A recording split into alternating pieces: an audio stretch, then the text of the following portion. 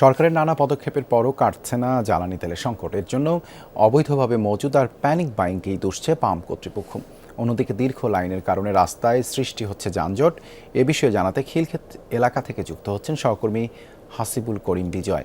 বিজয়, depot থেকে তো তেলের গাড়ি এসেছে, এখন কি সরবরাহ স্বাভাবিক হলো?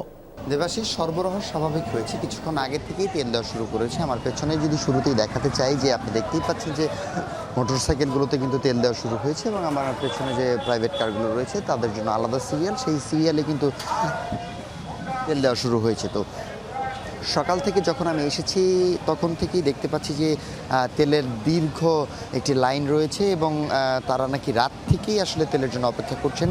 তো আমি একটুখানি দেখলাম যে রাস্তার একদম 1 কিলোমিটার পর্যন্ত কিন্তু আসলে লম্বা লাইন তৈরি হয়ে গিয়েছে এবং যার ফলশ্রুতিতে কিন্তু বেলা যত গড়াবে লাইনের পরিমাণ তত বাড়বে এবং যানজটও তৈরি হয় এই দীর্ঘ লাইনের কারণে।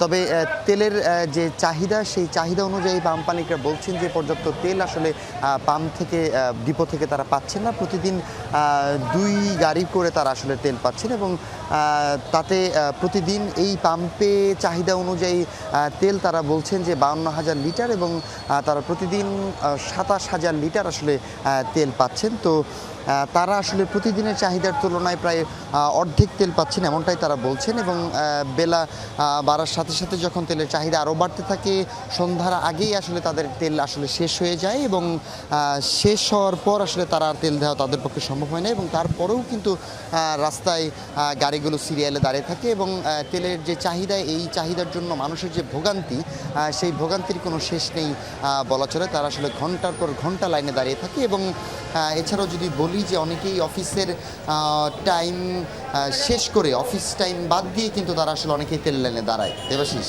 ধন্যবাদ বিজয়, যুক্ত হবার জন্য।